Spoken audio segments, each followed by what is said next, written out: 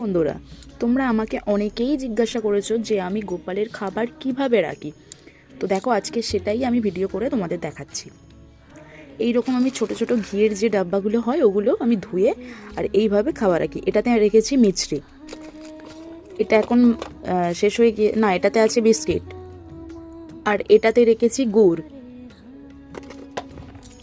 আর এটাতে আছে কাজু কিচমিচ, এটাতে রেখেছি লজেন্স আর একটু ছোট যে চকলেট হয় ওটা, আর এটা রেখেছি গুড়ের কটকটি, আর চিড়েটা এনেছি ঢালা হয়নি।